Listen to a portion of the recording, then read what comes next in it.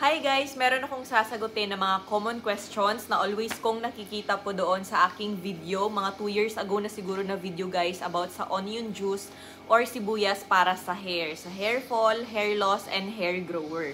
Anyway, welcome back to my YouTube channel guys. This is me again, Eva from Davao City. And meron tayong 5 questions na sasagutin na always kong nakikita doon sa aking unang video na onion juice para sa hair. So of course, sisimulan muna natin sa tanong na paano siya gamitin at paano siya gawin. So kumuha lamang guys ng isang onion, tapos siguro mga half na water ng baso. Then i-blender po natin yung onion guys. Tapos yung juice niya or yung onion water, yun yung ilalagay sa mga entire scalp natin guys. Ayan siya, dyan ilalagay siya. Dapat mabasa yung mga scalp ng onion water.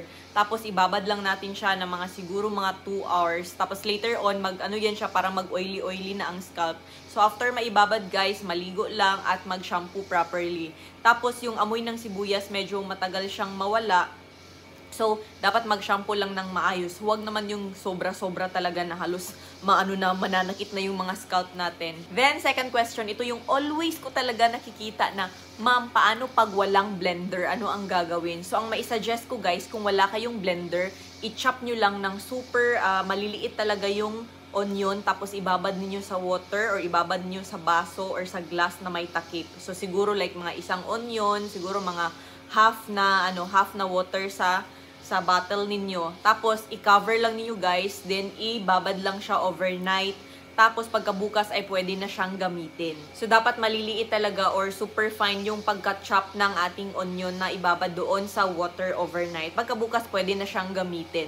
Tapos, guys, kung marami siya, di ba parang magastos naman kapag everyday or every other day gumagawa ka, tapos itapon mo na yung sobra. So, kung meron kayong ref, ref lang ninyo, i-cover lang siya. Pero huwag lang sobrang tagal na talaga na like siguro mga 5 days or 1 week nyo siyang i-stay sa ref. Mas mabuti talaga yung bago. Like, siguro mga twice or thrice lang na gamitan.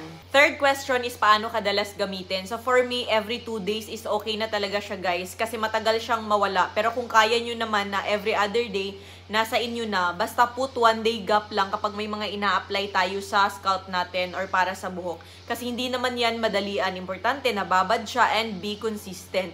Pero ako dati, parang every 2 days yata akong nag-a-apply, guys. Kasi nga, medyo matapang talaga yung amoy niya and kahit nag-shampoo na, naligo na, ay lumalabas pa rin yung amoy niya pagkagabi or kapag pinapawisan. So, malakas din kasi siyang mag-absorb. So, okay na talaga every 2 days ka mag-a-apply. Fourth question, ano yung mas effective, yung cloves oil na home remedy or yung onion juice? So, depende na sa inyo guys kung saan kayo hiyang. Meron akong pinakita or in-upload na video na comparison ng dalawa. But for me and based sa experience ng mga nag-avail sa ginagawa ko or binebenta ko na cloves oil, ay mas mabilis talaga ang result ng cloves oil. Mas matibay ang kapit niya and mas marami ang kanyang growth. Pero both naman ay may benefit sa buhok and may effect. Kasi marami ding mga nagko-comment doon sa una kong video na nag-effect sa kanila ang onion juice. Pero kung hindi nag-effect sa inyo ang onion juice guys, mas maganda din na itry niyo yung cloves plus olive oil. And the last question guys, yung panglima ay paano daw kung walang ref? Kapag wala kayong ref, gumawa lang kayo ng kaunti na isang gamitan lang guys na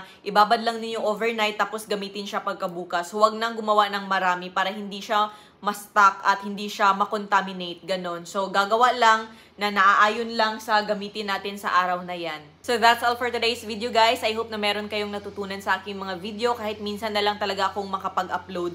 Ginawan ko talaga ito ng short video kasi nga always kung nakikita ito ng mga questions doon sa una kong video about sa onion juice para sa hair. Update lang pala guys, never na talaga akong nagkakaroon ng major problem or grabe mga panlalagas ng buhok sa aking buhok since na nagme-maintain na lang ako ng mga home remedy kagaya nitong aking ginagamit na ayan, Eva's Cloves Oil. So, meron akong ginagawa, guys, na limited stocks lang per month. Kasi nga, maraming nagme-message sa akin from YouTube, dito sa mga viewers ko sa YouTube, guys, kung pwede ba daw mag-avail, ganyan. So, ayun, gumagawa ako.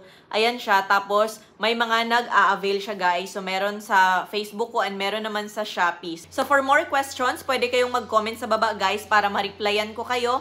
And see you on my next vlog. Bye!